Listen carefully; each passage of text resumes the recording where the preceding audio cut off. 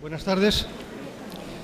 De nuevo me ha pedido Ana de las Heras, que haga la presentación de Iván en el Foro de Espiritualidad de Logroño. Conozco a Iván desde el año 1991, que dictó su primer curso en España, en concreto en Zaragoza. Hemos compartido muchas experiencias personales, profesionales y pedagógicas. Y por eso me vais a permitir que haga una presentación con un toque bastante personal. Las presentaciones, lógicamente, conllevan destacar algunas cosas de la profesión. En este caso, Iván se sale un poco del patrón. Es ingeniero, maestro en filosofías orientales, en concreto de la filosofía Vedanta Advaita, escritor, pero a mí fundamentalmente me apetece destacar algunas cosas que tienen que ver con mi relación con él, ¿no? Destacaría en primer lugar su infatigable búsqueda por lo real. Siempre me ha llamado la atención esto, se lo he oído y lo he comprobado por mí mismo. Siempre indagando, siempre investigando sobre los procesos de la mente y los estados de conciencia para que sirva de guía y reflexión al trabajo personal. Debido a su experiencia profunda en la no dualidad, está firmemente comprometido en la enseñanza y la transmisión de su vivencia personal. Siempre está dispuesto a enseñar y compartir allí donde se le requiere, ya sea foro, congreso, universidad o el rincón más recóndito que exista. Una vez me hizo gracia, estaba hablando con un grupo de personas y estaba diciendo que venía de dictar un curso en un lugar donde San Juan había perdido la zapatilla.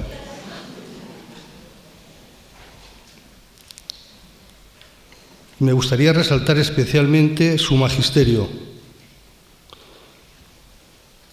Es algo vivo, presente, novedoso, que asombra. A la vez es profundo y cálido, y que impulsa y que estimula hacia el conocimiento de uno mismo. Pero por encima de todo, yo voy a resaltar una cosa. Por eso os hablaba de mi toque de personal y de su experiencia. Es que siempre que lo he necesitado, ha estado a mi lado como mi amigo y como mi maestro. Por eso, con todo mi cariño y agradecimiento, os presento a Sesa y le concedemos la palabra.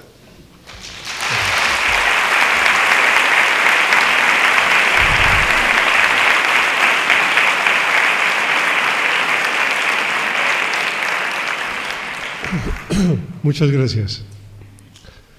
Primero comentarles que estoy saliendo de una gripe, razón por la cual el tono de voz, el flujo de voz y la fuerza de expresión que hay en ella está un poco mermada y seguramente en algún momento tenga un poco de tos. Entonces, que sepáis que ya pasé lo más complicado, pero aún todavía hay lo que llamamos en Colombia tos de perro. Una tos que no dice absolutamente nada. El tema que atañe es la naturaleza de la sorpresa. La sorpresa es una de las herramientas pedagógicas más maravillosas que existe. El arte de producir la sorpresa se da en pedagogos sumos que tienen la capacidad de convertir el entorno en algo que suspenda a quien escucha para que cada una de las palabras, cada uno de los conceptos y cada una de las maquinaciones que intelectualmente se desarrollan sean completamente vivas. El arte de la sorpresa es un arte eminentemente pedagógico. La sorpresa tiene características excepcionales que vamos a intentar desarrollar en la medida en que la charla se va dando. Pero una cosa que sí es clara es que la sorpresa la tenemos siempre constantemente en los niños. Los niños son evidentemente sorprendentes. Tiene una connotación única y no es cualquiera, son todos. El niño posee una naturaleza excepcional que le lleva a ver el mundo de una manera extraordinaria, de una manera especial y de una forma única. Un niño se sorprende con la simpleza de 1000 cosas. Se parece mucho a un gato. Si habéis visto alguna vez a un gato, dicen que la curiosidad mató al gato, y eso es cierto.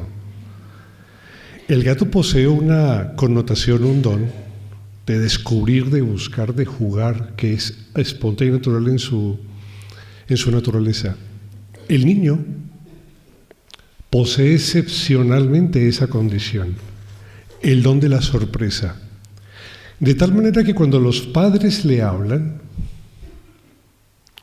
o cuando los padres se acercan y hacen alguna figura con sus manos, o le plantean simplemente un gesto, el niño mira firmemente, mira el detalle de lo que se está haciendo, de lo que sus padres se encuadran con el tono, con la forma y descripción de las cosas que se están diciendo. Y está completamente embelesado, porque está absolutamente sorprendido. Eso le permite a un niño, a la vuelta de 3 años, manejar 4 idiomas.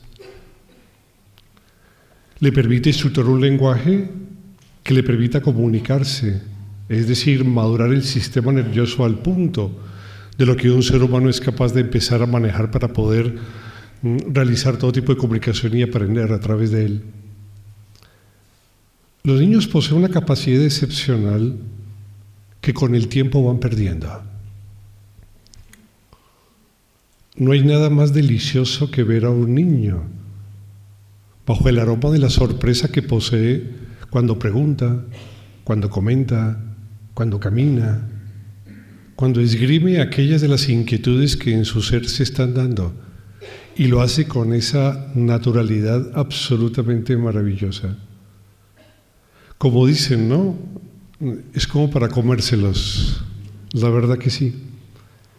Porque en esos momentos, un niño, hablamos de 4 o 5 años, se conjugan una cantidad de elementos que desafortunadamente se van perdiendo. Muchos de vosotros sois padres y seguramente tenéis la capacidad de poder contrastar esto que les estoy diciendo con respecto a niños de esta edad. Pero también muchos de vosotros sois padres y tenéis hijos adolescentes. Y os daréis cuenta de que no se sabe si es mejor que hubiesen crecido o no. ¿Por qué? Porque hijos grandes, problemas grandes. El adolescente es reacio, a veces anarquista, soberbio, ante todo ignorante, pero cree que sabe. Muchas veces altanero, otras callado, profundamente tímido, depende de qué. Pero algo le pasa a un niño de los 5 a los 12 años, algo le pasó. No es que haya entrado a una institucional correccional, donde le hayan dañado su temperamento, no, estuvo en el cole. ¿Será que eso es lo que pasó? ¿Que estuvo en el cole y es como una institución correccional? Y pasado el tiempo, muchas de las capacidades que este pequeño albergaba, muchas de las cualidades mentales que poseía y a través de las cuales creó un inmenso desarrollo intelectivo y cognitivo, y en la medida de las cuales creó un idioma, creó la capacidad de comunicarse, que no es fácil. Para que la naturaleza produzca la capacidad de comunicación se requiere de mucho esfuerzo, y el sistema nervioso de un ser humano posee una potencialidad inimaginable y la desarrolló con las pocas herramientas que tenía, y ahora logra a través del grito, del llanto cuando es pequeño, decir cosas que aún sus palabras no pueden comentar. A los 12 años, 13 años, 14 años, estas capacidades, estas potencias inherentes en el proceso cognitivo de un ser humano, de este niño que atrapaba el mundo y que lo absorbía con la mirada, este niño que entraba a un lugar donde hay dulces y quedaba absolutamente pasmado porque no sabía en qué lugar ir y podía observarlos casi todos al mismo tiempo. Este niño que era capaz de jugar con un tarrito, con una botella, con una tapa de una botella y quedarse allí horas. Ese niño que era capaz de ver la realidad de un palo de escoba y convertirlo inmediatamente en un maravilloso corcel sobre el cual jugaba toda la tarde, ha cambiado. Algo en él ha muerto. Sus funciones cognitivas se han modificado. Ahora está distraído. Si planteáramos de los adolescentes algo, diríamos que están profundamente distraídos. A veces son irresponsables. Y a medida que crecen y se hacen más adultos, nos hacemos terriblemente fantasiosos. Desarrollamos una facultad que justamente es la negación de lo que realmente es un proceso cognitivo ordenado. Hay estudios que dicen que un ser humano se sitúa a diario aproximadamente en un 74% del tiempo en que conoce. Es que es asombroso, aunque no sea el 70, que sea el 60 o el 50, de todos los días estar completamente, como dicen aquí en este país, de manera tan simpática, en babia. Durante el 74% del día, un individuo conoce sin saber qué conoce, ni quién conoce, ni cómo conoce. Está en absoluta fantasía. Y lo peor es que seguramente en la medida en que pasa el tiempo, este proceso fantasioso, en donde se parece esta fantasía a los edredones de las personas pobres, que están llenos de pedacitos que se cosen de una cosa y de otra, de retazos, a través de las cuales forjamos finalmente lo que cubra un edredón. A medida que pasa el tiempo, a medida que este joven se empieza a ser cada vez más adulto, se hace cada vez más fantasioso. Y es sorprendente. Y especialmente más por la tarea que suelo hacer desde hace ya bastantes años. Notar cómo las personas no pueden dejar de distraerse. No pueden, simplemente les es imposible. Esta charla lleva 10 minutos solamente. ¿Cuántos de vosotros me han seguido? Sin fantasear, sin distraerse. Seguramente ninguno. Ya conozco el género humano bastante. Algunos de vosotros se habrán ido a lo que va a pasar después de esta charla. Otros se habrán ido a la comida o al plan que tienen hoy sábado. Cada quien verá el mundo de lo que viene próximamente. Y mientras tanto estoy hablando, pero no me están escuchando, pero estoy hablando igual.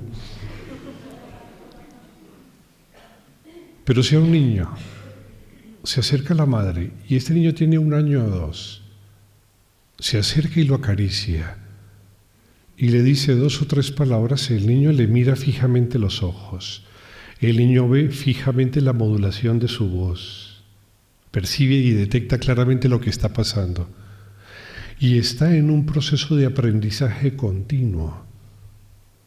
ese proceso de aprendizaje durará lo suficiente para que aprenda a subsistir por sí mismo, porque esa es la idea, que los sistemas biológicos subsistan. Y un sistema inteligente, coordinado, evidentemente tendrá mucho más posibilidades que uno que no las tiene. Pero algo nos pasó en el interín, en algún sitio de la vida, seguramente en el cole, o en la correccional, o para el caso lo mismo. Nosotros entregamos niños de 3 años, absolutamente felices, contentos, vivos. Y cuando se gradúan, muchas veces, y hay que ser realistas, se recogen despojos.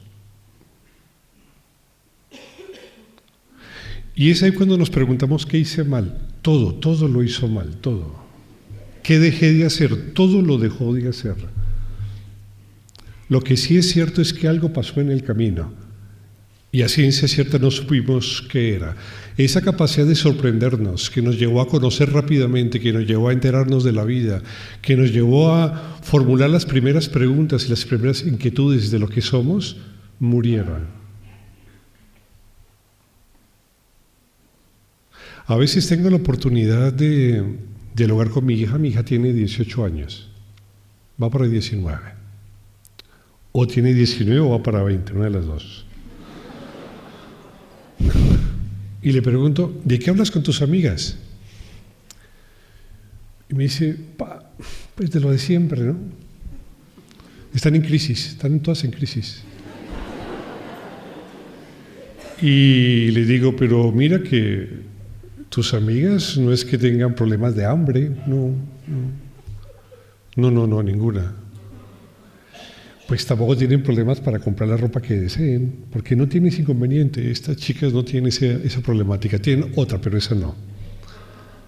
Diga, pero ¿qué tipo de crisis tiene uno a los 18 años para poder decir que es que la vida es una desesperación? ¿Qué puede pasar para que se llegue a esa conclusión? Me dice, no. Me dice, lo de siempre. Problemas con el novio, con los chicos, que es que una amiga dejó de ser amiga, que una amiga me dijo cosas que no quería, entonces entró en crisis, no quiere hablar, no quiere comunicarse. Es que el chico que había visto, pues ya no la mira, miró a otra.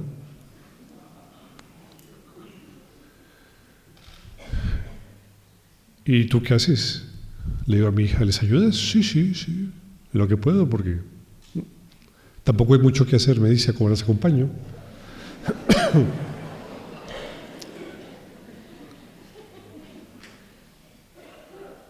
Y uno se plantea, si ya a los 18 años la vida es semejante dilema, ustedes imagínense lo que viene son ustedes.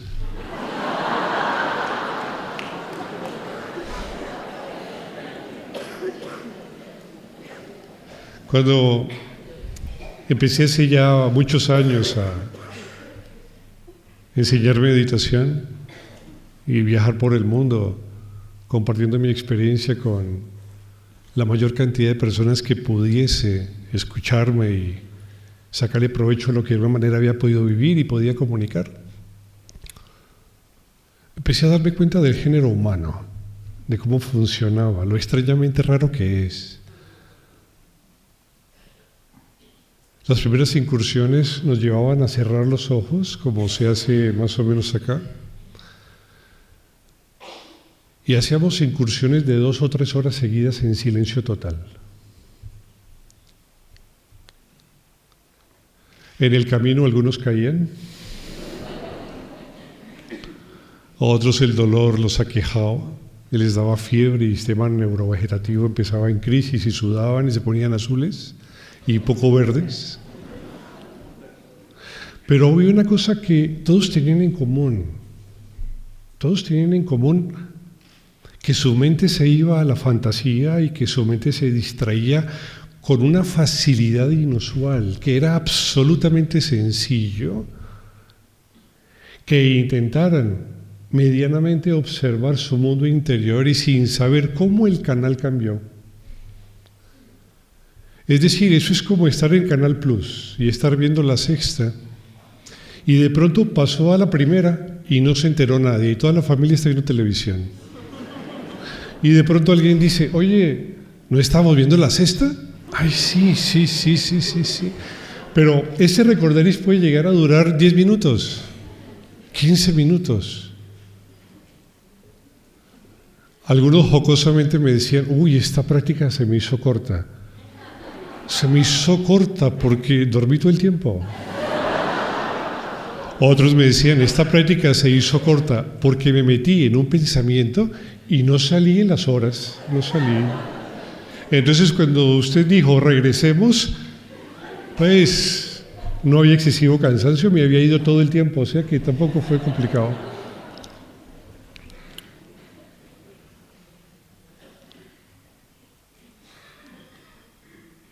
Pasé años maquinando ideas, día y noche, en los seminarios en todos los países, maquinando ideas para tratar de mostrar los resquicios de la mente de una forma que fuese lo suficientemente agradable para que la entendiesen y supiesen qué es observar un contenido mental, para que supiesen cuál es la actitud que se necesita cuando un contenido mental muere, qué hay que hacer después. Duré años instruyéndome lo suficiente pedagógicamente para plantearles cómo la atención se puede posar en los objetos del mundo con tan intensidad que el sentimiento del yo, que la sensación egoica se desdibuje hasta que finalmente desaparezca. Y les era imposible. Y se me acercaban muchos. Qué horror. Y todos sufren, están jodidos. Todos sufren por una cosa u otra, pero todos sufren. Y les decía, ¿acaso no sois capaces de daros cuenta que ese pensamiento solamente tiene realidad en vuestra mente? ¿No sois capaces de darte cuenta que ese pensamiento por naturaleza esencial es cambiante? Es transitorio, es momentáneo. No podéis lo suficiente de mantener la atención para daros cuenta de que eso que nació va a morir rápidamente. No sois capaces de notar que ese sentimiento que os cobija y que os atrapa, que os asfixia, cuando es observado cobra una dimensionalidad espacial diferente, se aleja hasta finalmente desaparecer. ¿No sois capaces? No son capaces.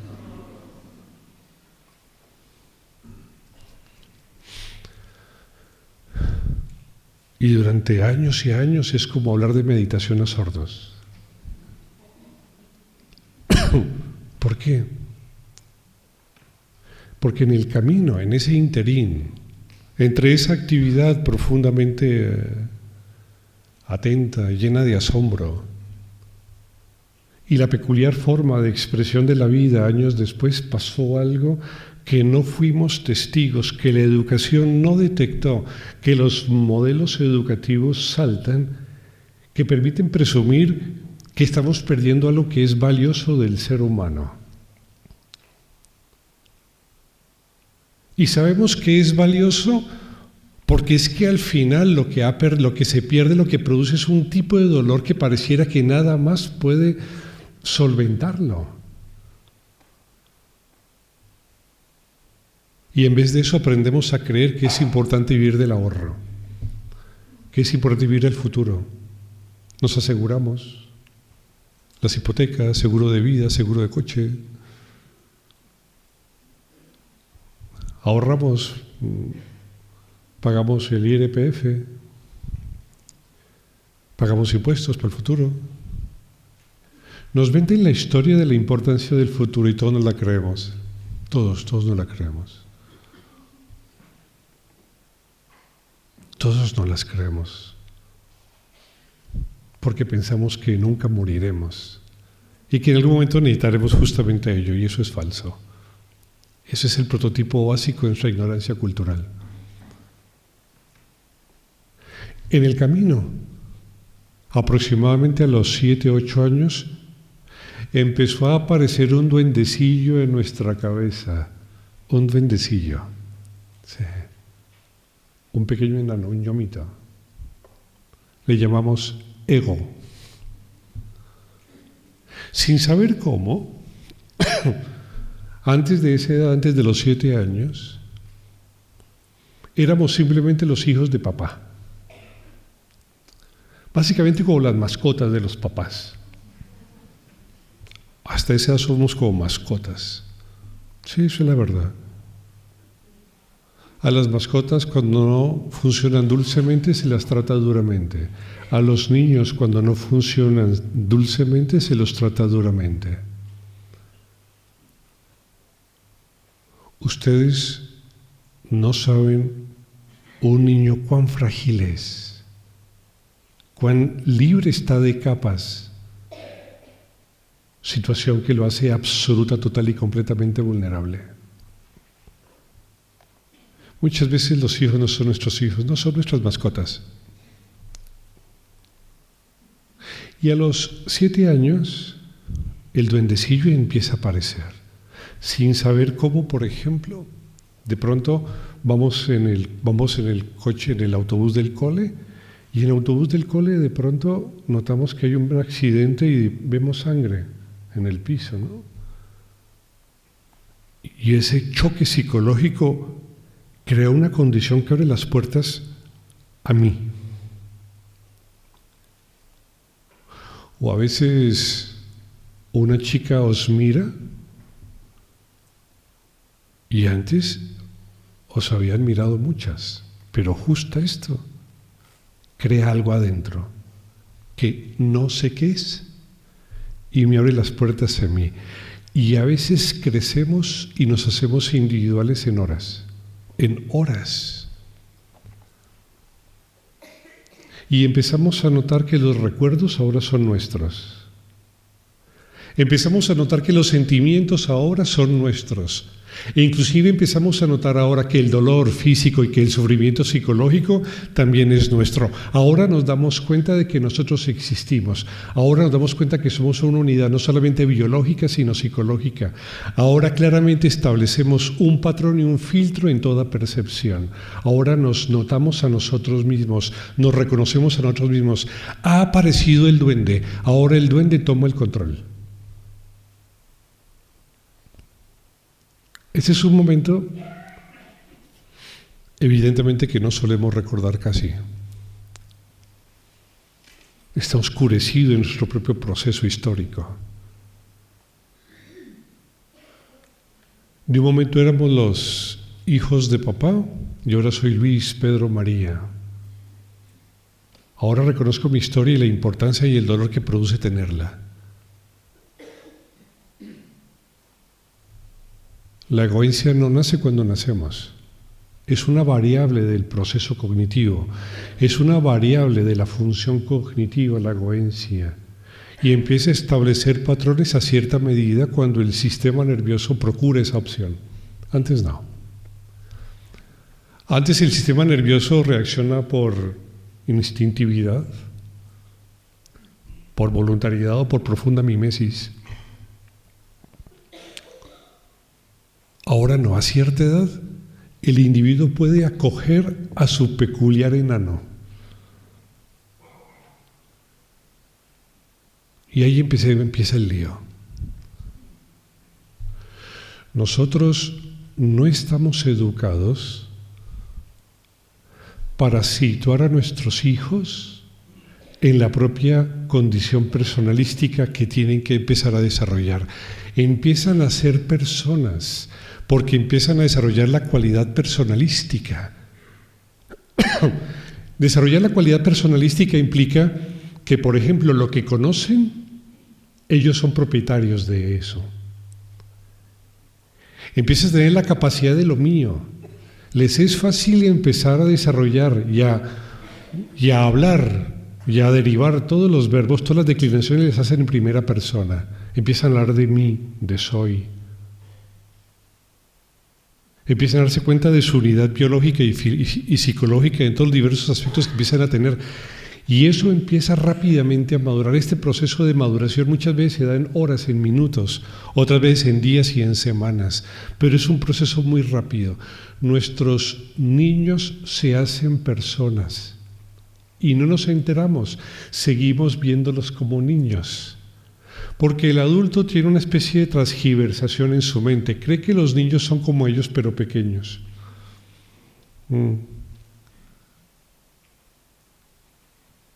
El adulto cree que el niño posee una condición como una especie de línea recta, una pendiente estable, en donde va creciendo simplemente y llega al punto de ser adulto. Parece que con tener 18 años ya se es adulto. No, no se es adulto con tener 18 años. Hay una faceta terrible de vuestra vida que no recordáis, y es ser personas. Empezar a ser parte de la cárcel de vuestros propios pensamientos. Vosotros sois los que tienen las llaves de la cárcel de vuestros propios sentimientos. Y con el tiempo se os olvida dónde colocan las llaves. Empiezan a precipitarse otras variables cognitivas, empieza a precipitarse la memoria, empieza a precipitarse la capacidad de correlación de la información, empieza a precipitar la capacidad de ser conscientes, de desarrollar inteligencia, como se hablaba el día de hoy. Y cada vez tenemos la opción de poder manejar mucha más información, pero siempre bajo un filtro que está todo el tiempo. El filtro de nuestra propia personalidad, nuestra propia capacidad egoica, que empezamos a madurarla muy rápidamente y empezamos a establecer facetas que tiendan básicamente a sostenerla, a mantener esa individualidad, antes física y ahora también psicológica. Y aprendemos a esquivar la vida. A esa edad un niño ya no empieza a mirar a los padres a los ojos, ya no puede, ya no se puede. A esa edad los niños empiezan a dejar todos los juguetes que tenían, los dejan a un lado. Y empieza a colocar el póster que el amigo dice que es muy bueno, ¿no? Empiezan a cambiar porque la socialización les lleva a un rol totalmente diferente.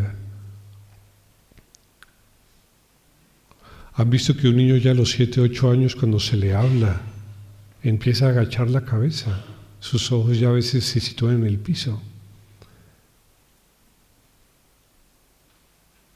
Y no sabemos qué hacer con ello.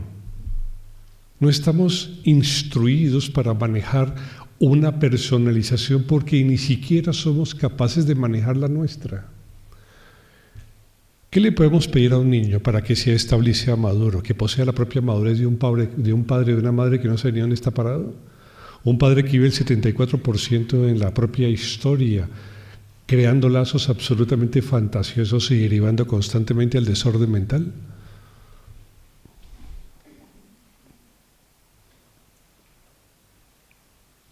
Y luego entonces, ya grandes, vienen a meditar. Ya no se puede hacer nada.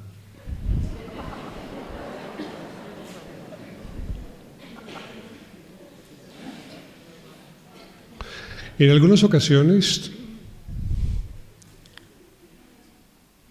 tuve la capacidad de impulsar a algunos de los alumnos más cercanos con un CD que tenía en su momento.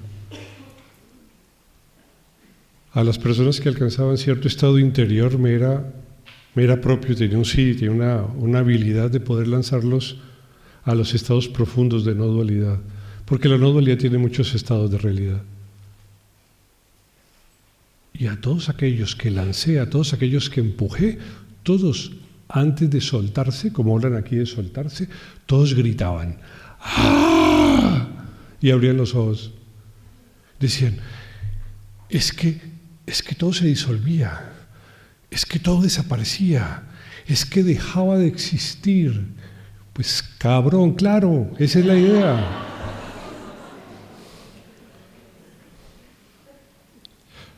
Pero no tienen cojones para perderse, no tienen. están llenos de miedo.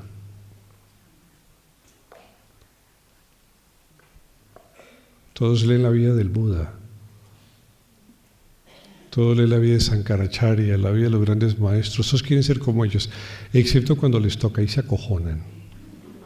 Dejar de existir como un yo, cesar a la personalización, aquel duendecito que una vez apareció y que se ha infiltrado en lo más profundo de nosotros y que nos lleva a ver el mundo de una perspectiva específica, con miedo, con diferenciación, con dualidad. Y para que esté medianamente alegre y tranquilo, entonces le toca hacer todo lo que han visto el día de hoy. Así más o menos funciona. Así más o menos es feliz.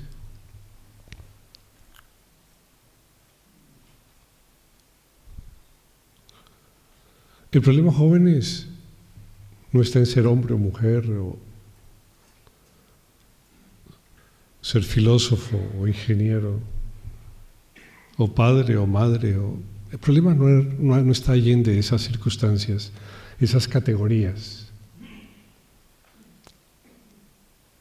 El problema es vuestro duendecita.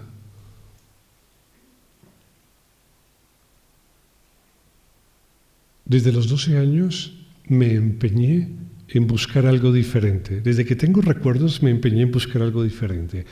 Mi abuela era medium. Mi abuela, ni lo sabía, lo supe muchos años después.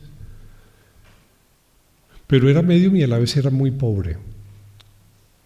En el sitio donde ella vivía, puesto que le daban solamente un cuarto de alojamiento, tenía un baúl azul, de esos como de las películas antiguas, ¿no? Simpáticas, en las que se viajaba de un país a otro, como por ejemplo en el transatlántico que se hundió, ¿no? Que chocó con el iceberg, esos baúles grandes. Y estaba lleno de libros, lleno de libros. Libros raros, extraños. Claro, ella era medium. Había libros de Allan Kardec, no sé si ustedes conozcan respecto de eso. Había libros de los Rosacruces, de Max Heindel, de Huiracocha, de Corum Heller. Habían libros de Leon Denis, habían libros de todo. De todo. Y con el paso de los años, cuando íbamos a visitar ese sitio, algunas veces me iba al ático a tratar de leer aquello que me llamaba la atención. Buscaba otra cosa, no sabía qué era. Más adelante, cuando se planteó un proceso de reconocimiento, me di cuenta a través de los textos clásicos de las diversas religiones que el problema era el duende. Aquí el problema no es alimentar el duende y que el duende esté feliz, porque hay duende. El problema no es tener un yo formado, gordo, sí, fuerte como Schwarzenegger. No. El problema es su existencia. Cuando el mundo se describe a través de la presencia de aquel duende, todo cobra necesariamente un foco y un espectro de diferenciación. Si ustedes un rayo de luz lo pasan por un prisma, entonces se reflejan en los colores principales del arco iris y no pueden evitar que se refracte. Así entonces el yo es como un prisma en el cual siempre le llega la luz del sol y se refracta en colores, y lo que vemos es diferenciación. Vemos al mundo diferente de mí, jóvenes, eso es lo que vemos, al mundo diferente de mí, a mí diferente del mundo. A eso filosóficamente se le llama realismo. Es la base del sistema científico. Realistas, realismo filosófico.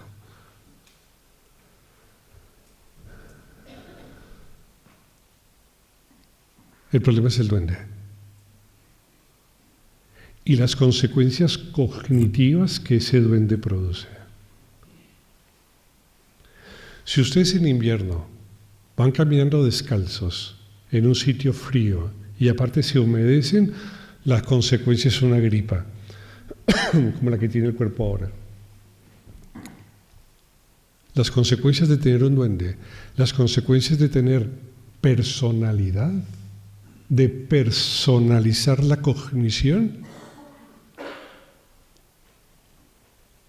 es el proceder de la dualidad. Ustedes van a ver siempre el mundo diferente de ustedes. Verán una emoción en ustedes diferente de otra y de alguien que la pueda observar.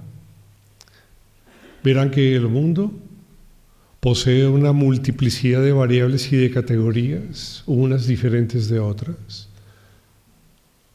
Y cuando intenten encontrar pautas sobre su funcionamiento, entonces tendrán que estudiar si ello es material, la física. Si buscan pautas psicológicas, entonces la psicología o la filosofía.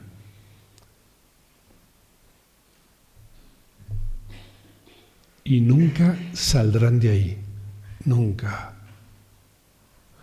Allí ustedes han nacido con esa predisposición. Y lo más seguro es que allí mueran, bajo esa predisposición. Verán que todo cambia. Verán su pasado y se encontrarán felices o infelices. Verán amigos, personas, sentimientos, emociones, pasiones que han transcurrido a través de su vida. Pero aún así,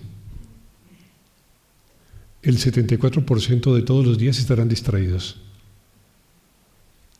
y vivirán en completa fantasía.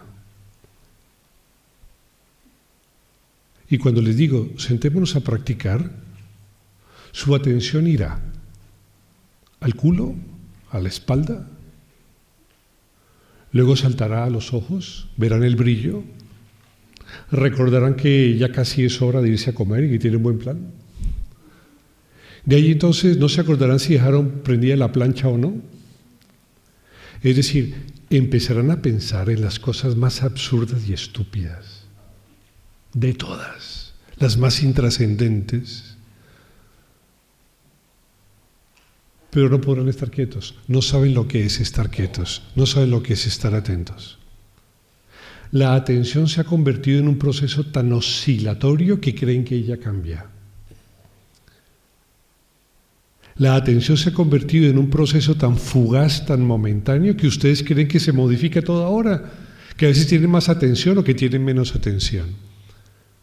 Han vivido tanto en la Tierra que creen que la Luna gira alrededor de ustedes y que el Sol gira alrededor de ustedes y que el universo gira alrededor de ustedes. Se han acostumbrado tanto a ver el mundo desde la Tierra que no tienen más opción que ver esa perspectiva de la realidad. Ven las trayectorias desde esa forma, no desde otra más. Y cuando eso pasa, viven en la cárcel. A los 17 y 18 años me empecé a dar cuenta de que el problema era el yo. Todos hablaban de eso. Mi primer gran encuentro fue Ramana Maharshi, fue mi primer gran encuentro. Ramana hablaba por fin de algo que había que hacer, se llamaba la indagación del yo. Ramana decía algo muy sencillo, decía: en todo proceso cognitivo donde hay personalidad hay siempre un yo, ¿vale? Si viene un pensamiento que no quieres experimentar o un sentimiento que no quieres vivir, entonces pregunta quién lo piensa o quién lo siente. ¿La respuesta cuál es? Yo. Vale. Eso les pasará con todos. Con todos los que detecten, los que se les pasen, pues ni se enterarán, pero con los que detecten se darán cuenta de una cosa, de que hay un agente, el duende, que está presente en cada uno de los pensamientos. Se llama yo, ego, sujeto, personalidad, testigo, llámenlo como quieran, de la faceta que quieran hablarlo. Y Ramana decía, cuando venga un pensamiento, los pensamientos se tratan al igual que los sentimientos y las emociones. Por eso hablo de pensamientos, porque se los trata igual. La Advaita los trata de manera igual, idéntica. Son igual de casposos. Así que da igual hablar de uno o de otro. Dice, cuando usted se dé cuenta de que es usted el que está pensando, notará una cosa simpática, notará que ese otro pensamiento se va y queda el pensamiento de yo. Sí, claro, un clavo saca otro clavo. ¿Les parece coherente? Sí, claro. Atiendo que soy yo el que piensa, entonces el pensamiento se va, pero queda el pensamiento de yo. Ese sí queda. Bueno, ¿y qué carajos hago entonces? Entonces Ramana decía, indáguelo. Joder, indáguelo. ¿Qué es indagar al yo? Indagar al yo es tener una fuerza de sorpresa tal con la cual derivar en la atención sobre el objeto de mí, que me haga notar que la base esencial de lo que soy no es el yo, sino la conciencia como continuo. Y yo decía, pero ¿quién carajos es capaz de hacer eso si no se lo inventa? Entonces fue un placer encontrar Ramana, fue un placer, pero no pude, porque decía, ¿quién soy yo? Yo. ¿Y quién soy yo? Pues yo. ¿Y quién dice yo? Yo. Pues yo. Pero ¿quién dice que yo puedo, que yo soy yo? Pues yo. Tenía un pegamento, el pegamento del yo. El yo seguía adherido a cualquier proceso cognitivo que realizara. No podía sustraer al duende del proceso cognitivo ni siquiera cuando indagaba quién era el yo. Me era absolutamente imposible, me era absolutamente inconfesable de que no podía, me era imposible. No podía indagar al yo porque había un yo que lo indagaba. Y al final lo dejé de lado. Dije, seguro que a Ramana le sirvió. No sé si a alguno más, pero a él le sirvió.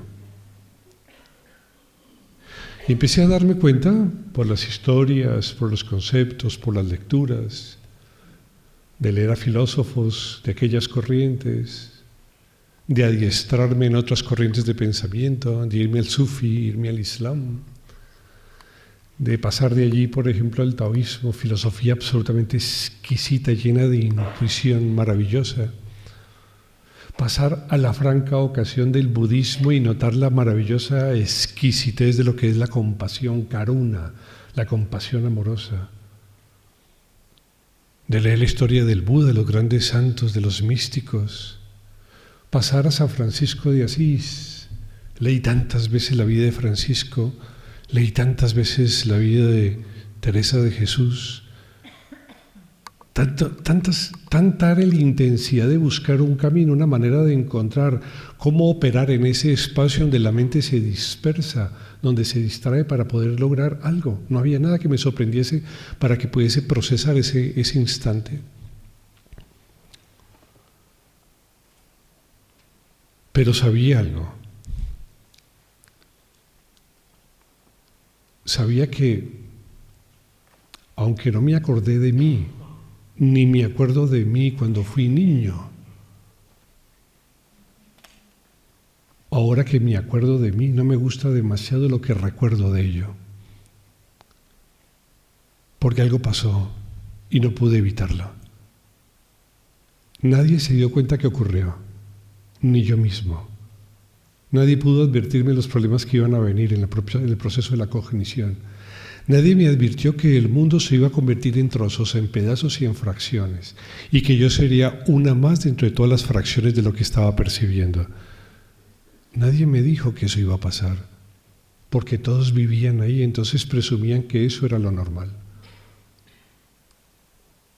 Durante años, desde los 18 años, donde formalicé un proceso de búsqueda interior mucho más profundo, empecé a intentar meditar. Pero era imposible. Había tanta fantasía. Estaba impregnado del duende. Cualquier proceso mental estaba impregnado de yo. Decía, ¿quién piensa? Yo. ¿Y quién soy yo? Ese quién soy yo que indaga está impregnado de yo y no permitía sacarlo. Podía traer imágenes las que quisiera, podía traer imágenes de los santos. Por momentos inclusive me fui a tradiciones devocionales. Le canté a Ganesha, le canté a Shiva, le canté a Narayana, le canté al Buda, le canté a Cristo. Intenté desbarrancar el sentimiento en la búsqueda para hacerme uno con ellos, pero no podía desbarrancar el sentimiento porque siempre había alguien que sentía. Hice todo lo que pude, en verdad todo lo que pude lo hice, pero nada funcionó. Siempre había un duende, siempre estaba presente en mi cárcel. Y un día, a los 26 años, pasó algo excepcional. Estando practicando como todos los días, es decir, intentando practicar, la gente dice, voy a meditar. No. Intente meditar, que es otra cosa. Pero un día pasó algo especial. Un día ocurrió un cambio. Tampoco lo produje, simplemente aconteció. Eso sí, tomé una decisión. Hubo un instante donde tocó tomar una decisión. La decisión iba a que aceptaba disolverme absolutamente e inclusive luchar contra el propio miedo instintivo a dejar de existir o abrir los ojos. Básicamente fue eso nomás. Fue una experiencia que me llevó a ese punto, a esa bifurcación. La bifurcación que le llevará un día a ustedes a darse cuenta que el universo va a desaparecer y ustedes con él. Que todo se va a disolver, que todo va a desaparecer, que la existencia de lo que ustedes son nunca volverá a darse jamás. Como si una bomba nuclear explotase y matase todo lo que ha habido. Eso o abrir los ojos. Y tomé la opción. Tomé la opción de seguir con los ojos cerrados. Básicamente tomé la opción porque mi maestro, una vez que le conté que había llegado a esa bifurcación y que había abierto los ojos, me dijo, che, te felicito, conociste al monstruo Morfo. Y yo lo miré y dije, pero ¿de qué me habla este hombre? Está loco. Yo le hablo del terrible miedo que sentí cuando me iba a disolver, cuando mi yo se iba a disipar, y él me dice que me felicita porque vi el monstruo Morfo. Años después pasó esto y tomé la decisión correcta. Varios días estuve allí. Y es hermoso, por ejemplo, leer los místicos, ¿no? Cuando los místicos hablan y dicen que Dios está en todas las cosas, en todas, en cada parte y en cada fracción de ella. Y allí navegando por el universo sin límites, a ciencia cierta se detecta que la realidad tiene ese tinte, que el amor es un tsunami inmenso que produce galaxias, universos y mundos enteros, que en un instante todo se observa, hasta lo más ajeno y recóndito en cualquier universo que exista, y que allí la conciencia es la suma de la razón de ser de todas las cosas. Y al regresar de esa experiencia días después, pasó algo simpático. Perdí la capacidad de fantasear. Perdí la capacidad de fantasear. Era imposible fantasear. Antes era tan fácil. Y ahora se hizo tan complejo. Yo me acuerdo de intentar fantasear. Pero el darme cuenta que fantaseaba, en vez de impregnarme al yo ni al darme cuenta, lo que hacía era la cesación de todo contenido. Y la atención se distribuyó uniformemente en todo el campo interior. Sí, joder, ¿qué pasó? Abría los ojos, veía las cosas y son las mismas, pero eran ahora diferentes. La atención se distribuía de manera excepcional y diferente a los contenidos que antes, otrora, eran unos y que ahora bajo esta experiencia se convirtieron en otros. ¿Qué es lo que hace? ¿Qué es lo que ocurrió? ¿Qué es lo que produjo? Que de un momento a otro, un proceso, una entidad biológica, psicológica, perdiese esa fuerza, perdiese esa intensidad que lleva a la personalización de la cognición. El problema es este, jóvenes. El problema de la espiritualidad no es lo bueno ni malo, ni las morales ni las virtudes. Es o se es o no se es un yo.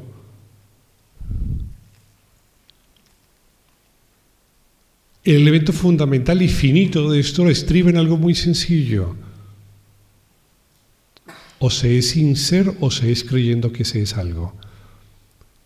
Y había pasado algo que redundaba en una experiencia tan profundamente extraña que a la vez se convertía en algo absolutamente maravilloso.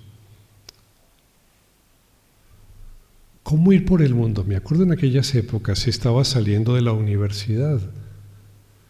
Mi universidad era pública, entré a los 19 años, pero como era pública había manifestaciones todo el tiempo, entonces perdíamos un semestre cada 2. Así, una carrera en vez de hacerla en 5 años, la hacíamos en 8 o 10 años, era un horror eso. Me acuerdo de ir a la casa, pasar la universidad.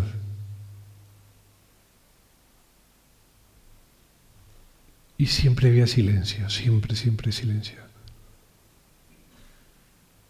Cerraba los ojos y había silencio. Abría los ojos y había silencio.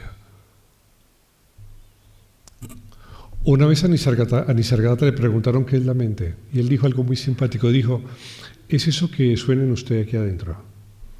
Eso que suena aquí, eso que aquí hace ruido, eso es la mente.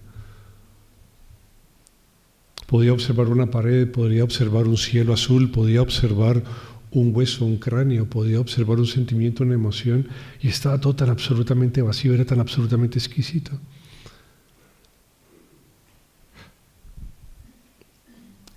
Había ocurrido un proceso extraño, un proceso inverso a lo que pasó a los 7 años, un proceso de despersonalización. Ahora el universo no era solamente el objeto externo a mí, había la capacidad de generar una prolongación extraña entre los objetos. De cercanía, era como un proceso holográmico, todo estaba en todo, era absurdo y a la vez maravilloso. Cuando bajaba una escalera me agarraba fielmente de las barandas porque no sabía dónde empezaba una escalera y dónde moría el otro. Veía los límites de las cosas, pero no podría presumir con claridad dónde empezaban las cosas y terminaban. Cuando abría una puerta y pasaba por ella, no sabía dónde empezaba la pared y terminaba el hueco de la pared. Me daba unos golpes en los hombros y decía, joder, hasta que aprendo. Y el sistema nervioso se fue articulando de tal manera que permitió una convivencia absolutamente o relativamente pacífica y tranquila. De ahí en adelante el problema fue ¿cómo hacer para transmitir esto? Mi problema no fue voy a buscar una montaña donde tenga una cueva y me meta. Me hubiera podido ir por ahí, seguro que sí, pero no funcionaba por ahí. Mi compromiso pedagógico desde siempre fue encontrar la manera de poder secundar este proceso y hacerlo extendible a las personas. Me dio por ahí. Tenía alma de pedagogo y no de ermitaño. Hubiera tenido alma de ermitaño, sería otra cosa, pero no pasó eso. ¿Cómo hacer para poder describir este proceso de despersonalización y hacerlo lo suficientemente claro, protocolizado, para que un mecanismo meditativo pueda llegar a esa circunstancia? Y empezaron a aparecer conceptos. Uno de los primeros que apareció fue sorpresa. La actitud que implica un proceso de despersonalización se parece mucho al que acontece cuando una sorpresa es continua. El proceso de despersonalización se asimila a aquel en donde una sorpresa es continua.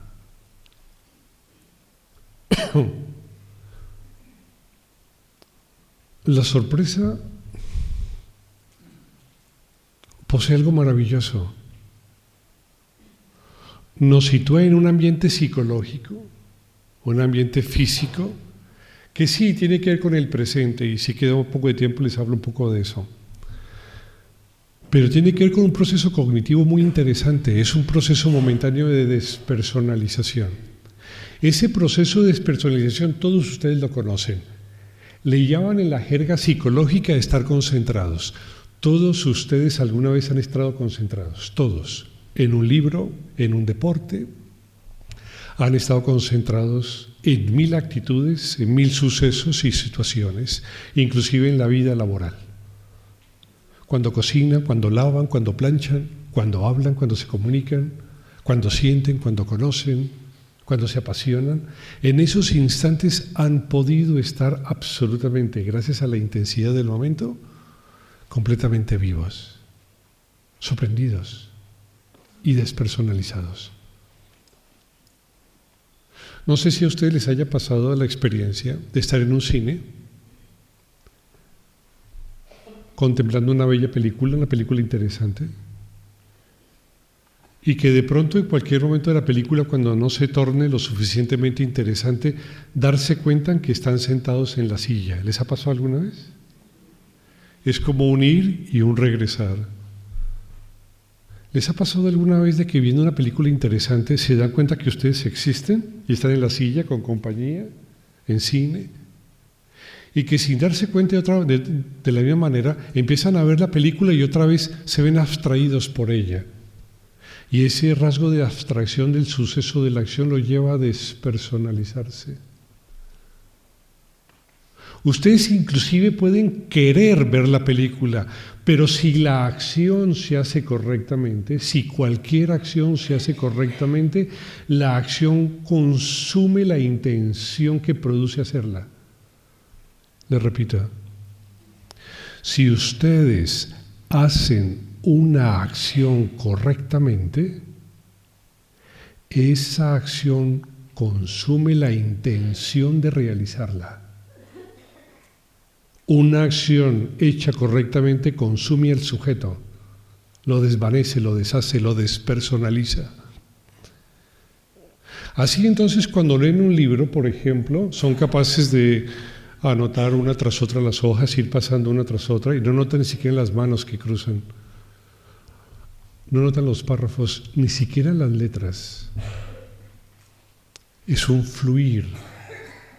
Ese proceso de fluir es un proceso de fluir despersonalizadamente. Solo se puede fluir si hay despersonalización. Lo que la psicología está encontrando a través del análisis del fluir es un proceso continuo de despersonalización. Lo que pasa es que la psicología, por axioma, establece la creencia del yo. Entonces, plantear el fluir como un yo despersonalizado es totalmente contradictorio a su propia afirmación básica. Y ahí van los pobres. Ahí va el mindfulness. Hay errores garrafales teóricos, como tratar de observar la respiración y a la vez ser yo partícipe de la observación. Es que observo la respiración y me meten a mí respirando, entonces se acabó todo, se jodió la cosa, porque no permite un proceso de despersonalización claro y contundente. Y eso teóricamente no lo notan ni en Vipassana ni los que analizan estos procesos. Y por ahí no es, por ahí no se va.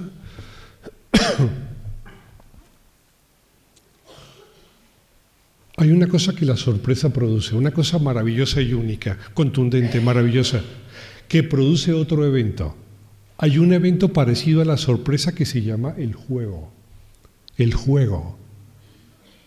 El juego provee una actitud ante la acción similar a la que produce la sorpresa. Desen cuenta que cuando usted le dice, bueno, vamos a meditar.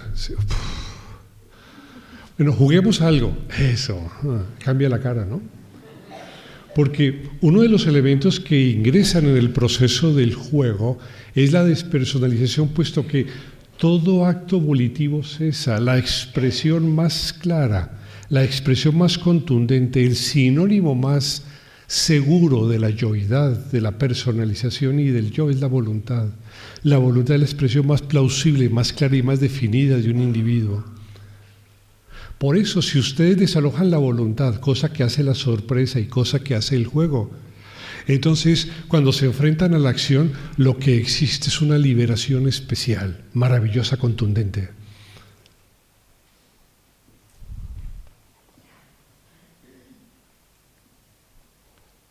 Por eso, si enseñan a jugar a los mayores, como lo hacen los niños, notarán por qué los niños pueden estar completamente despersonalizados jugando. Porque es que jugar es sorprenderse y sorprenderse es despersonalizarse.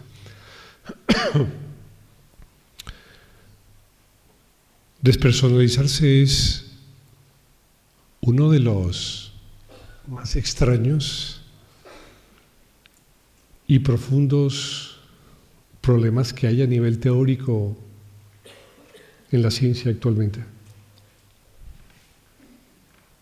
La presencia ineludible del yo se convierte en axioma para la mayoría de los sistemas de pensamiento.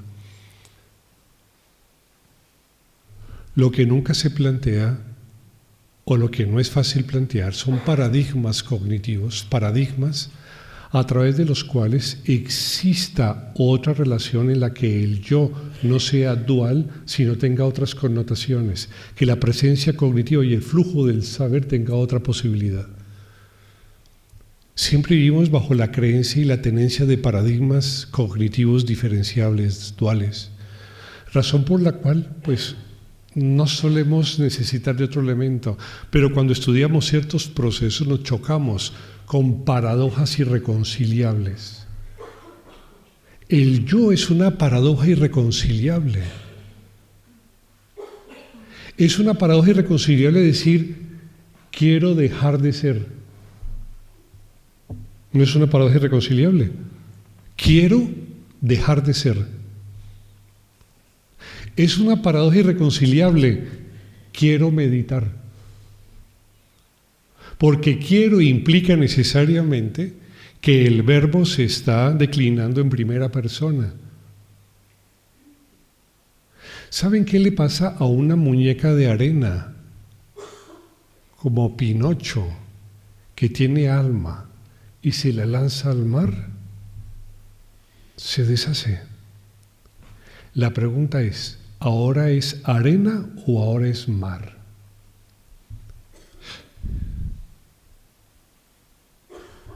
La mayoría de los sistemas de pensamiento tienen un horror especial a la pérdida de la personalización y a la aparición de otros paradigmas cognitivos que pueden darse, que pueden ofrecerse en los procesos interiores. La meditación tiene como esencia la consecución de nuevos paradigmas cognitivos, en donde la representación de objeto y sujeto no son los de siempre, no son diferentes. Ustedes aquí han oído en algunas ocasiones a los expositores hablar sobre no dualidad. La no dualidad es un tipo diferente de paradigma cognitivo. Es una frase acuñada por un filósofo oriental que plantea la posible simultaneidad de observador-observado. No la secuencialidad de observador versus lo observado, no la secuencia de ir y venir, sino la simultánea condición, como una partícula subatómica que a la vez es onda y partícula. Lo más cercano a un proceso de no dualidad está en los anales de la cuántica. Es extraño.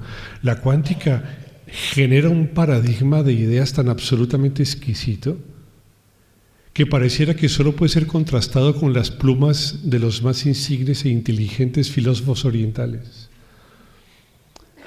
La cualidad de onda y partícula de un elemento subatómico, las dos potestades, confunden a la mayoría de los físicos y sin embargo notan que evidentemente eso es lo que ocurre.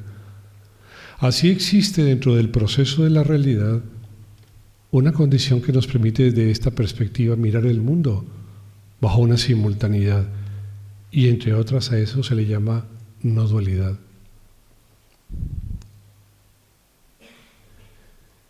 Si nosotros establecemos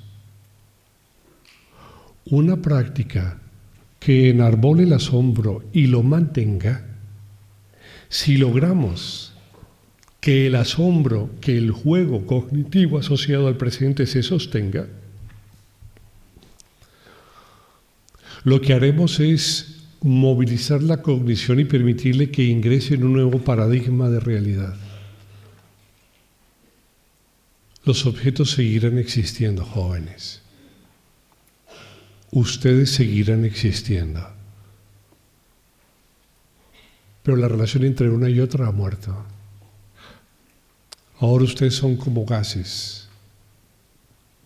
Son como cuando abren la ventana del cuarto y el espacio que hay en el dintel entre ellas se confunde con la infinitud que hay en el espacio que circunda todas las cosas. Serán como aquella muñeca que, hecha de arena, saltó al mar. Ahora ya no tendrá una parte, ahora serán todas las gotas y todo lo que contenga esa cantidad de agua.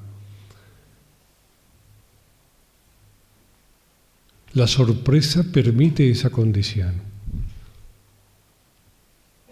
Una de las cosas que de las cuales pedagógicamente adolecemos es la capacidad de proponer, por ejemplo, sorpresa a nuestros hijos. No sabemos propender a la sorpresa a nuestros hijos. ¿Saben cómo se produce sorpresa? Preguntándole lo que ustedes preguntan.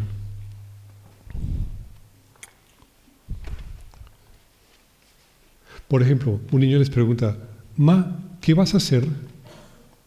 Y tú le dices, hijo, ¿qué voy a hacer?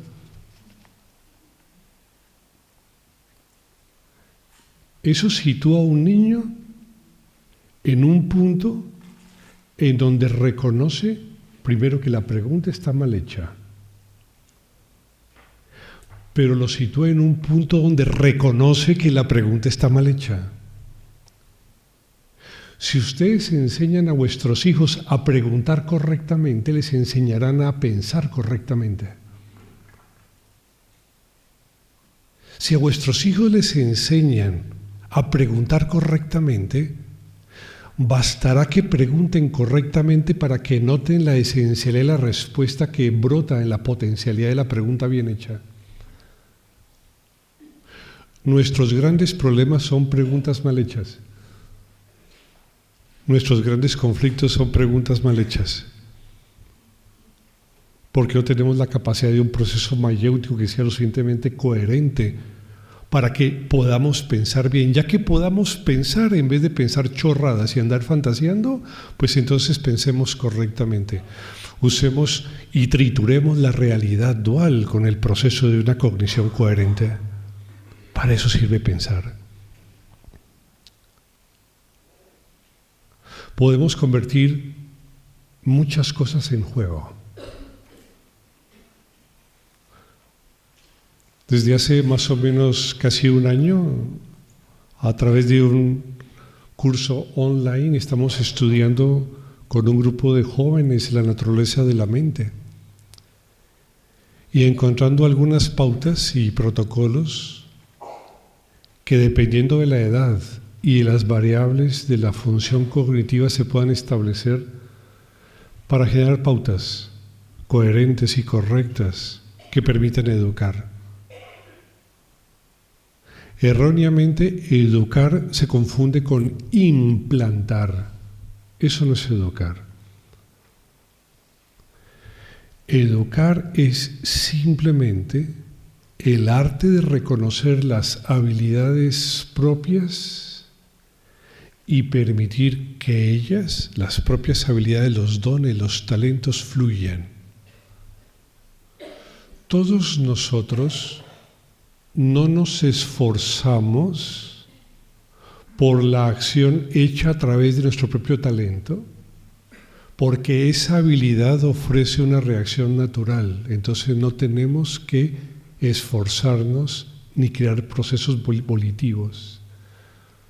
Todo individuo que desarrolla naturalmente su habilidad tiene la facultad de fluir y con ella crear un proceso constante y continuo de despersonalización. Hay un elemento que es también muy importante, aparte de el juego y aparte de la sorpresa. Es un entorno donde ella debe ser realizada. Voy a tratar de ser un poco claro porque es necesario saber de qué se habla cuando hablamos del aquí y el ahora y el presente.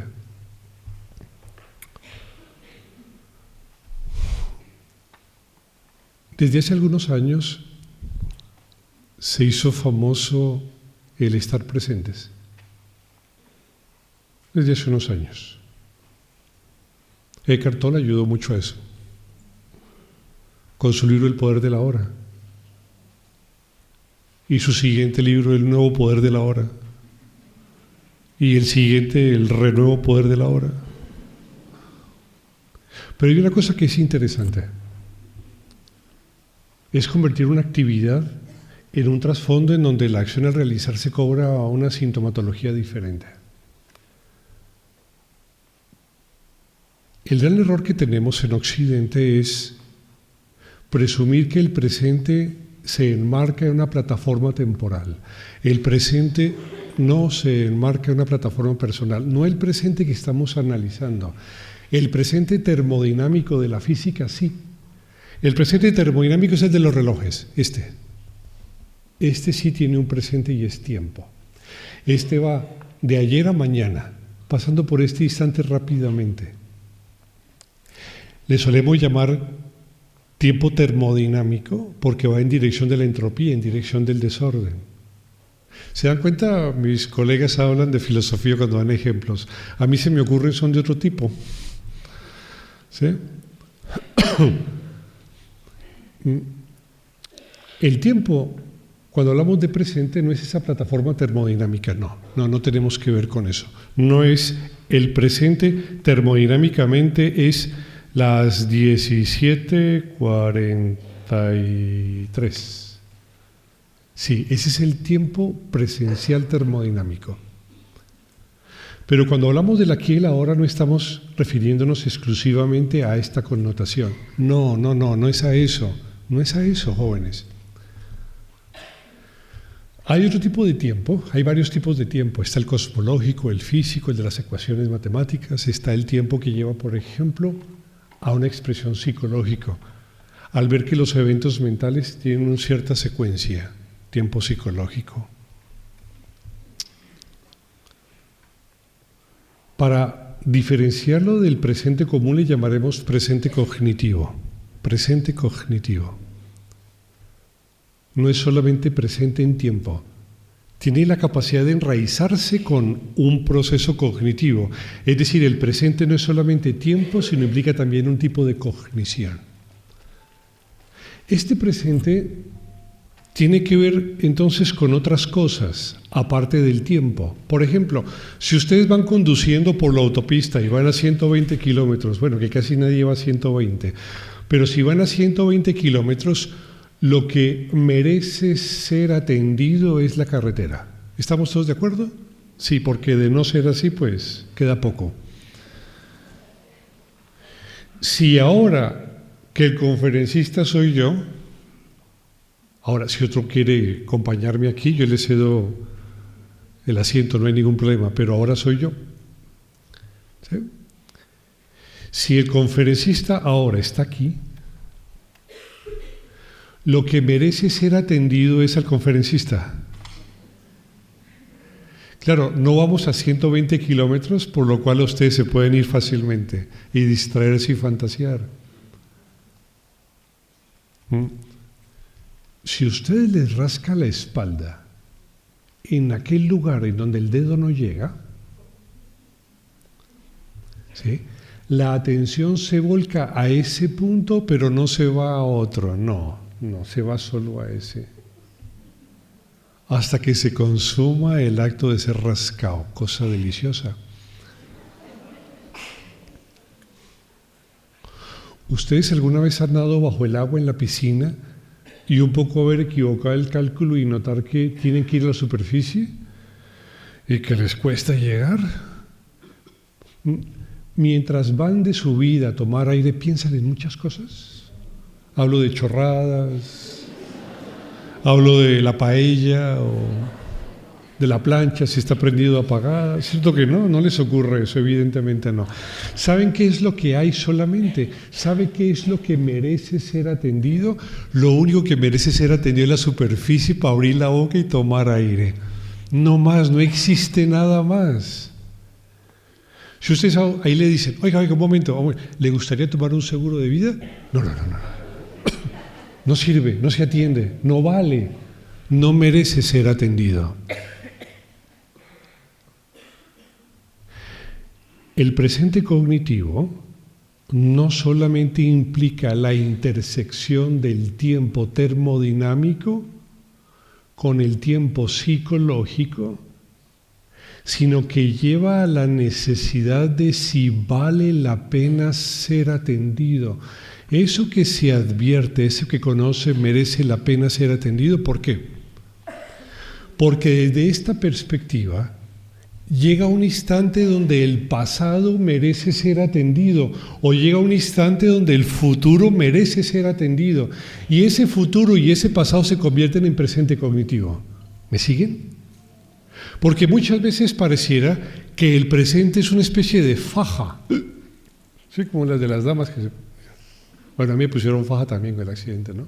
Pues ya me la quité, ya otra vez estoy delgadito de acá. A veces hablar del presente es como hablar de una faja. Es que no puedo recordar nada, me lo prohíbe, es que no puedo recordar porque me lo prohíbe mi religión. ¿Sí? No puedo ver al futuro. Disculpe, señor, usted es mi jefe, pero es que yo no puedo hacer esa proyección. No puedo, porque me lo prohíbe me dice que no puedo estar en el futuro. Me lo prohíbe mi filosofía de vida. Dice, pues jódase, entonces vaya y viva allá porque yo necesito a alguien que me haga esta vuelta. El presente cognitivo, o el aquí y el ahora, es la intersección del tiempo termodinámico y el tiempo psicológico. Eso lleva a convertir al presente cognitivo en un evento que en cualquier instante puede inclusive acaparar el pasado, en un instante puede acaparar el futuro, como también en un instante puede acaparar el presente mismo, como sola esencia temporal.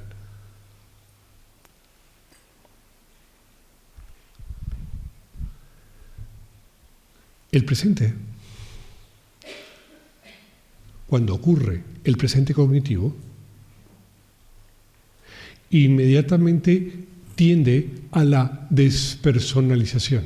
Es decir, no solamente la sorpresa es capaz de despersonalizar, no solamente el juego es capaz de despersonalizar, es que realizar una acción en el presente cognitivo tiene la capacidad de despersonalizar a la gente que la realiza. Cuando una acción se realiza correctamente,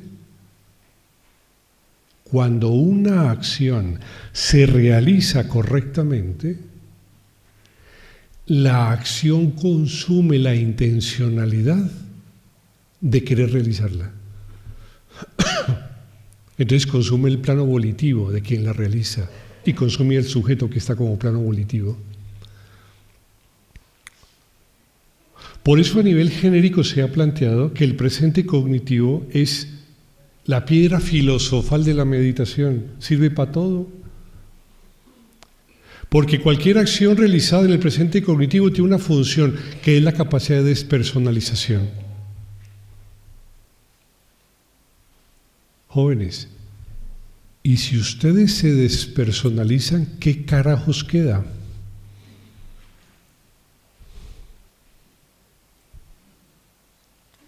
Cuando les contaba que estos jóvenes alumnos los empujaba a saltar al samadhi, al estado de meditación profunda, gritaban, abrían los ojos, se pegaban unos sustos, unas taquicardias de los más machas. Eso me hace acordar de una cosa simpática. Aquí en España murió hace ya algunos años un swami que yo conocí en Colombia. ¿Cómo se llama este swami? ¿Swami qué? Que murió aquí en autopista. Swami Tilak. Swami Tilak era simpaticísimo, era un ñani de alto nivel. Que su maestro un día le dijo en India, Swami, usted es muy inteligente, vaya a Occidente, aquí no se quede, Swami, usted es muy inteligente. Y el Swami le decía a su maestro, no, maestro, por favor, no me deje ir a Occidente, yo quiero morir aquí a su lado. No, Tilak, usted es muy inteligente, usted aquí no sirve, vaya para Occidente, allá ni tan inteligentes. Así apareció una vez en Colombia, yo lo vi varias veces en Colombia cuando era estudiante, ¿no? Y el entusiasmo de ver a un ñani, un ñani, a un conocedor de Brahman, a alguien que en su mundo interior ya no es impulsado por la fantasía ni por la distracción. ¿Me siguen? ¿Ustedes saben lo que es vivir instante a instante sin distracción alguna? ¿Saben lo que es vivir instante a instante sin producir imaginación alguna? Pues cuando ves un objeto, es ese objeto, no más. Es un constante fluir de cogniciones limpias, silenciosas. Y allí apareció Swami Tilak. Ese día llovía raudales donde iba a dar la charla. Y él iba descalzo. Y se sentó así frente a un público de ¿qué? Unas 30, 40 personas que estábamos y decía: yo venir a decirles que es importante que quieran sus hijos, es importante que se cuiden, es importante que se ayuden. Y después de que nos hablaba esta cháchara 20 minutos, decían preguntas. Swami nos habla del Bhagavad Gita. No, eso es muy difícil, eso no. Swami, ¿y por qué no nos habla usted de la mente desde el punto de vista de la tradición Vedanta, del Antakarana? Dice, no, eso es muy difícil. Yo hablarle de la familia, de los hijos, y ni tenía familia y ni tenía hijos. Y estando aquí en España, un día por una autopista, iba con 3 de sus alumnos. Le pidió a uno de ellos que detuviese el coche. Se sentó en el manubrio y le dijo a sus hijos, a sus discípulos, le dijo: ¿quién de vosotros quiere cruzar conmigo el samsara? ¿Quién de vosotros quiere cruzar conmigo el samsara? Es algo así como la rueda de muertes y renacimientos.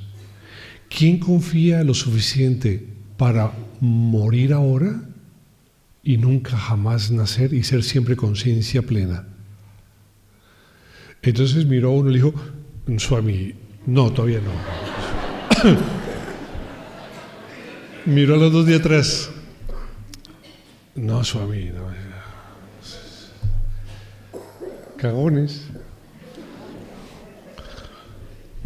Puso primera marcha, no sabía conducir, hizo así, pero se volcó el jeep, iba en un jeep, y murió Swami. A otros no les pasó nada.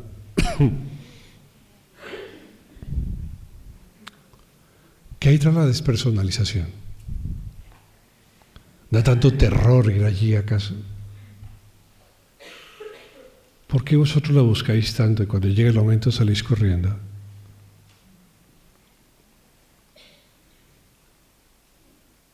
Se habla tanto del ser, se habla tanto de lo real.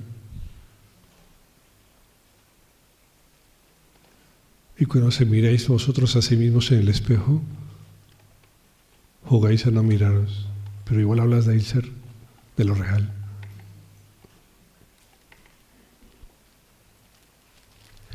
Y en este mecanismo de autoconocimiento, en donde la sorpresa, el juego se convierten importantes, aparece el presente cognitivo con algo que es absolutamente maravilloso. Los orientales definen a esa facultad de atender lo que merece ser atendido, a esa facultad de atender lo que merece ser atendido, le llaman viveka, le llaman discernimiento. Discrimina lo real de ilusorio, viveka. Le llaman nitya, anitya, vastu, vivekaha. Discriminar entre lo real y ilusorio. Entonces, el ser humano empieza lentamente a discriminar dónde debe situar correctamente la atención, porque de esa manera, al no haber esfuerzo volitivo en ese acto, permite que la continuidad de dicho suceso nos lleve a fluir, nos lleve a sorprendernos, a convertir ese instante en un juego. Y gracias a eso se provoca la despersonalización y con ello el salto a nuevos paradigmas cognitivos, a un paradigma total o a un paradigma no dual, de lo cual no hablaré ahora porque es que ya no hay tiempo. Pero esa ese universo nuevo, esa realidad absolutamente no cambiante, esa maravilla de plenitud, ese silencio, esa presencia de todo en todo y de nada en nada solamente se logra a través de esas experiencias.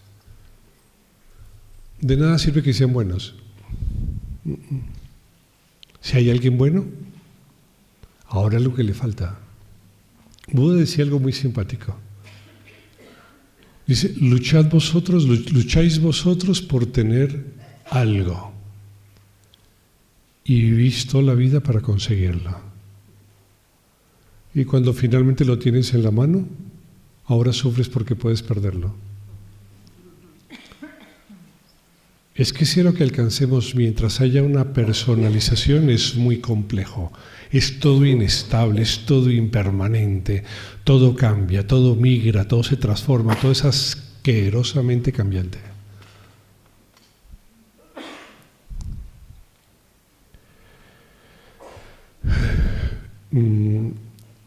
Ahora, si les parece, ya habiendo planteado el concepto de presente cognitivo, el concepto de sorpresa y el concepto de juego, si les parece, hacemos una pequeña práctica, porque ya se me acabó el tiempo de la charla, ¿no es cierto?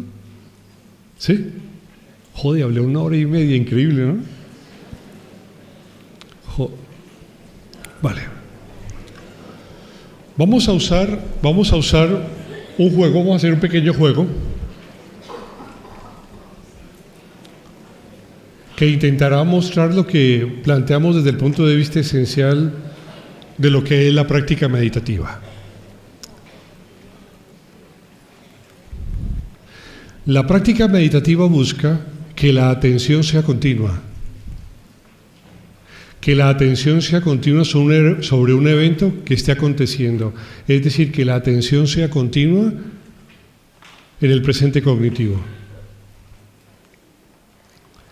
Pero el presente cognitivo no es el presente termodinámica, no es el tiempo que sucede aquí ahora, este no es el tiempo, no es solamente eso. Es eso más lo que merece ser atendido. Yo les voy a pedir que atiendan cosas,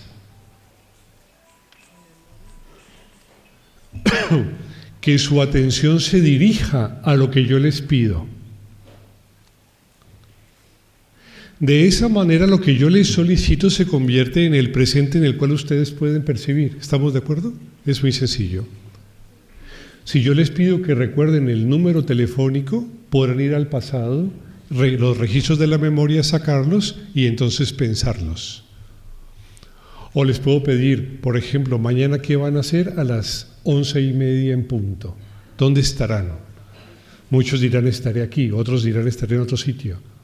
Será tácito, será válido plantear formas de cognición donde aparezca el futuro o el pasado. Porque el presente cognitivo no es el presente termodinámico, no tiene que ver un carajo con eso, no es eso.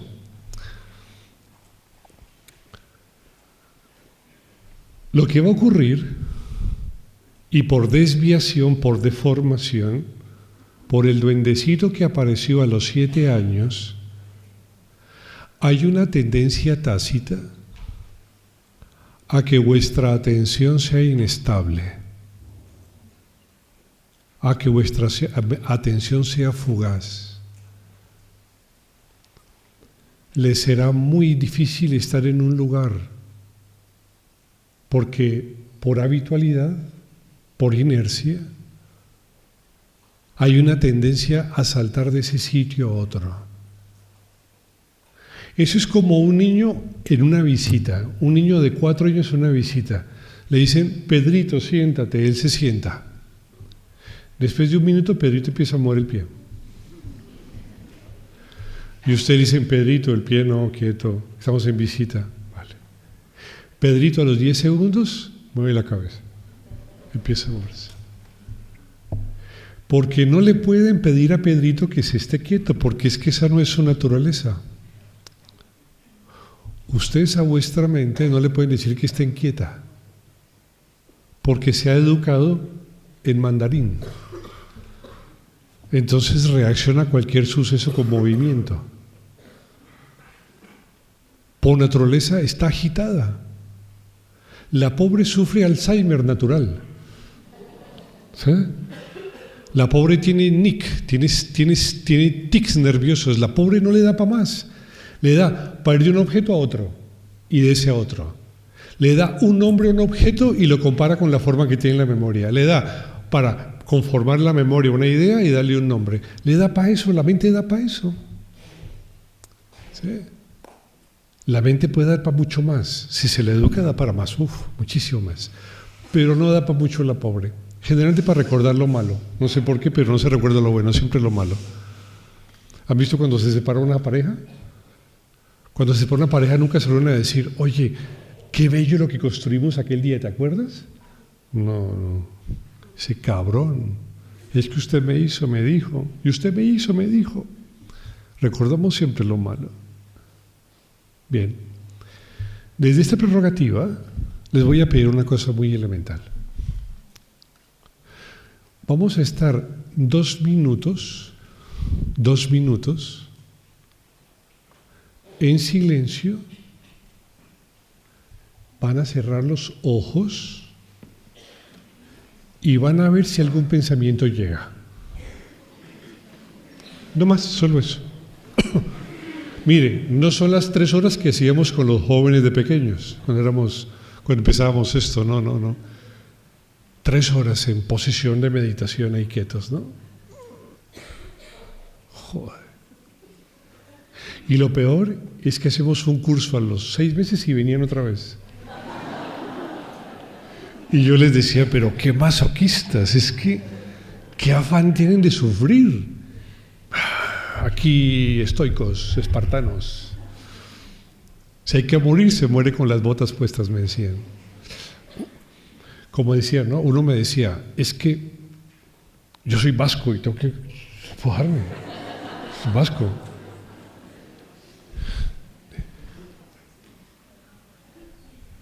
Dice, yo soy vasco, aunque mi mujer me pegue. Aún así soy vasco. Y ahí están mes tras mes. Vamos a hacer 2 minutos, solamente 2, imagínense. Vamos a plantear si la mente no se va al cuerpo, al sueño. Miren que ya escuché un par de alaridos oníricos. No se va al sueño, al cuerpo, no se va al sueño, o se va a la fantasía y empiezan a forjar culebrones. ¿Sí? Joder, porque se van unos culebrones que... 2 minutos, y luego les hago un par de preguntas. Cierren los ojos, jóvenes, en silencio.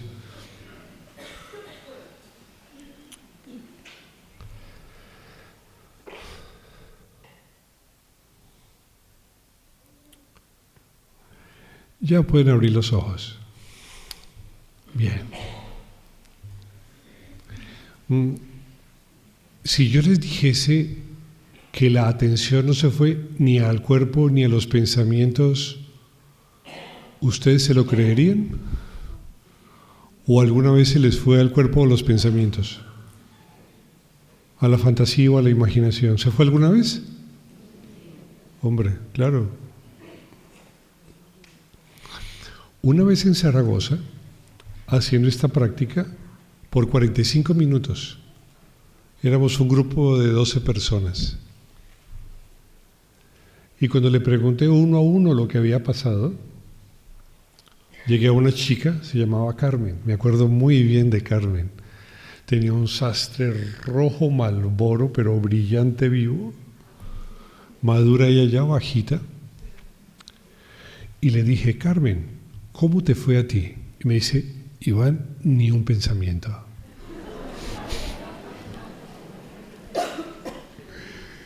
Yo me quedé mirándola. No es que no se pueda, eso se puede hacer, evidentemente, ¿no? Un Buda lo hace fácil.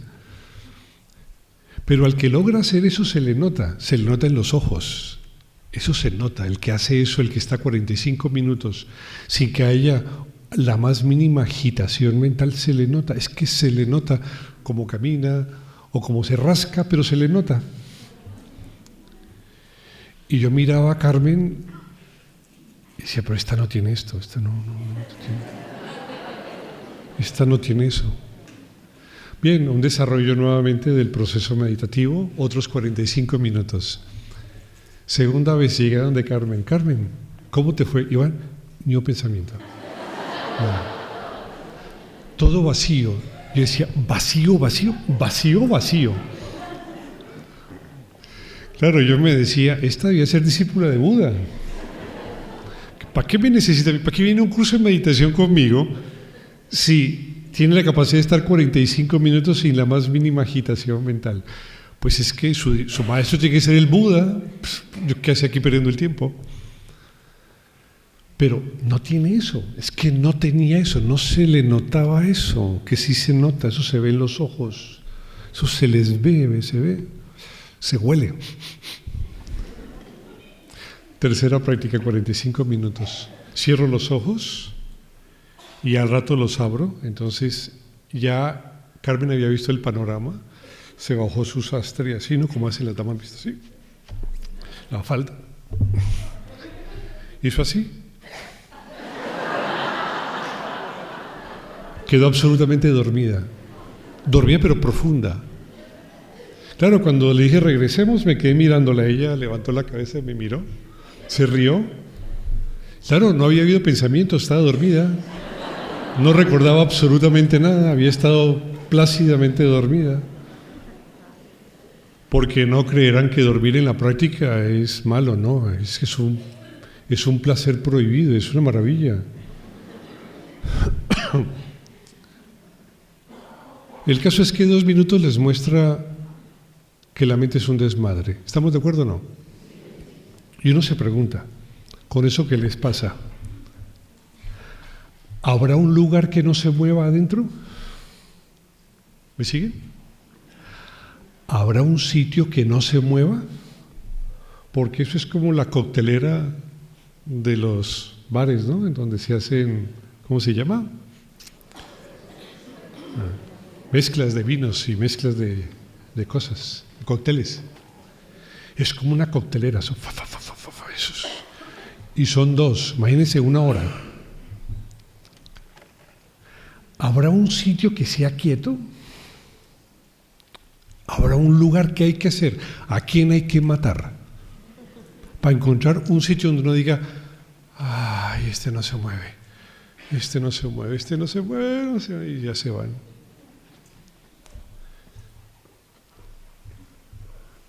¿Habrá por la posibilidad de encontrar un sitio interior donde no aparezca una sensación física o cualquier tipo de agitación mental? ¿Puede existir un sitio donde no haya la untuosidad, donde estemos aislados de cualquier movimiento psicológico o de cualquier representación mental? ¿Puede existir eso? Porque si ustedes se quedan ahí, tienen básicamente 4 opciones. Primero, el sueño. Si yo les digo vamos a estar 1 hora en silencio, el 20% se duerme, o el 30%. La segunda opción es que la atención se disipe a través de los sentidos y se vaya a los objetos externos. Entonces estarán pendientes de los ruidos, de la imagen en los ojos, el brillo que hay por la luz, verán como serpientes por ahí, luego irán al tacto, les molestará la espalda. Esa es la segunda opción. La tercera opción que tienen, gracias al duendecillo, por supuesto, es que aparezca un buen culebrón y queden así.